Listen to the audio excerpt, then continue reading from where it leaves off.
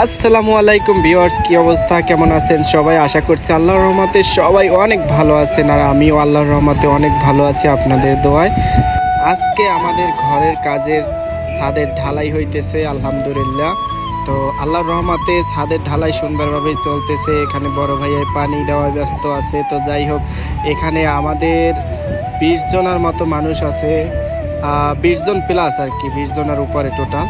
তো যাই হোক, ছাদের যারা ঢালাই করতে আসছে তারা অনেক ভালোভাবেই কাজকর্ম করতে আছে। তো ভাবলাম যে এই সুযোগে একটা ভিডিও করে নিই আমি, কারণ ইউটিউবে অনেক ভাই ব্রাদার দেখছে আমার যে ভিডিওটা আগের, ওইটা অনেক ভাই ব্রাদার আগের ভিডিও দেখার পরে জানতে চেয়েছেন যে এই ঘরের জন্য কত টাকা খরচ হয়েছে। তো আমি অন্য একটা ভিডিওতে আর কি আপনাদের মাঝে শেয়ার করব যে কত টাকা খরচ হয়েছে আমাদের ঘরে। তো আলহামদুলিল্লাহ 6 রুমের ঘর, অবশ্যই আপনারা জানেন যে 6 রুমের জন্য কত টাকা খরচ হইতে পারে ছাদ ঢালাই দেওয়ার পর। তো তারপরেও আমি চেষ্টা করব পরবর্তী ভিডিওতে আপনাদের জন্য সুন্দরভাবে বলার চেষ্টা করব আমি সামনাসামনি আইসা। তো যাই হোক, দেখুন এখানে ঢালাই কাজ চলতেছে। আমি ছাদের উপর চলে আসছি অলরেডি।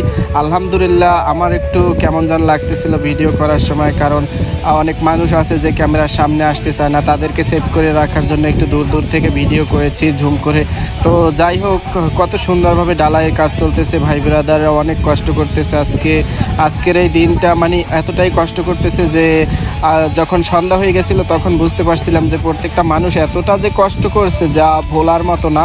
তো ভাই ব্রাদারকে সকলকে অনেক অনেক ধন্যবাদ আমাদের ঘরে এত সুন্দরভাবে কাজকর্ম করার জন্য। দেখুন অলরেডি পরের দিন ছাদের ঢালাই সম্পূর্ণ হওয়ার পর পুরো ছাদটা দেখে নিন কত সুন্দর, মাশাআল্লাহ। আল্লাহর রহমতে আমরা অনেক খুশি যে ছাদ ঢালাই দিতে পেরেছি এত বৃষ্টির মাঝেও, কিন্তু ছাদ ঢালাই হয়ে গেছে পুরো। তো পরবর্তী ভিডিও দেখার জন্য চ্যানেলটা সাবস্ক্রাইব করে সাথে থাকুন। সবাইকে অনেক ধন্যবাদ।